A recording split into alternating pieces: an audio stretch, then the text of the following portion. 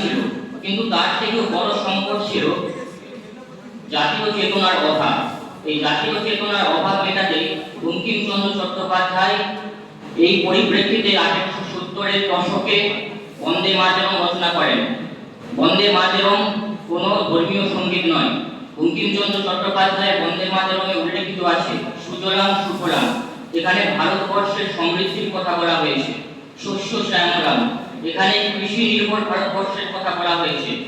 শুভ্র যোজনা পুলকিত যামিনী, বিভাজনের দ্বারা রাজনীতি প্রয়োগ করতে গিয়ে বাংলাকে ভাগ করার সিদ্ধান্ত নেন।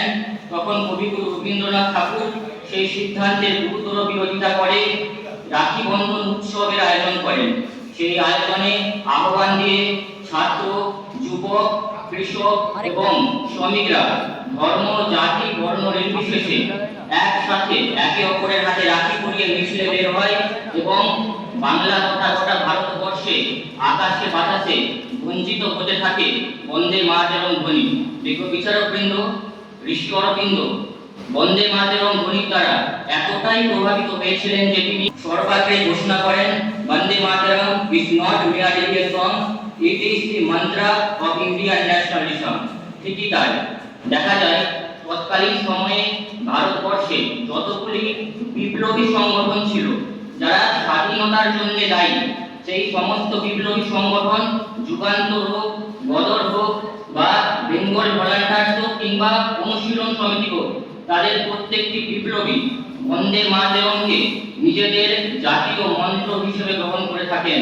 আমরা দেখেছি বিপ্লবী ক্ষুদিরাম বসু ফাঁসির মঞ্চে বন্দে মাতরম উচ্চারণ করেছিলেন। আমরা দেখেছি মাতঙ্গিনী হাজরা গুলিবিদ্ধ হওয়ার আগে বন্দে মাতরম উচ্চারণ করেছেন। যখন পশ্চিম মেদিনীপুর জেলায় চেচুয়াতে ভারতবাসীদের উপর নির্বিচারে গুলিবর্ষণ করা হয়, তখন কংগ্রেস কর্মীরা গুলিবিদ্ধ হওয়ার আগে পর্যন্ত বন্দে মাতরম ধ্বনি উচ্চারণ করেছিলেন। এমনকি আন্দামানের সেলুলার জেলে যখন মহাবিপ্লবী উল্লাসকর দত্তের মতো মহাবিপ্লবী আন্দামানে ছিল না, তিনি আন্দামানে বিদ্যুতের শক দিয়ে তাকে বারবার অচৈতন্য করা হতো, কিন্তু অস্পষ্ট কণ্ঠস্বরে শোনা যেত বন্দে মাতরম ধ্বনি। কিন্তু লজ্জার বিষয় হলো বন্দে মাতরম ধ্বনিকে অনেকে হিন্দু ধর্মের মধ্যে সীমাবদ্ধ বলে মনে করেন, কারণ এখানে হিন্দু দেবীদের নাম করা হয়েছে। কিন্তু সমালোচকদের এটা মনে রাখা দরকার, বঙ্কিমচন্দ্র চট্টোপাধ্যায় কোনো ধর্মের প্রচার করেননি। তিনি দেবী দুর্গাকে শক্তি রূপে, দেবী লক্ষ্মীকে সমৃদ্ধি রূপে এবং দেবী সরস্বতীকে বিদ্যা রূপে কল্পনা করে ভারতবর্ষের চিত্র ফুটিয়ে তুলেছিলেন। এবং সেই জন্যই সমস্ত জাতীয়তাবাদী নাগরিকের এটা দায়িত্ব যে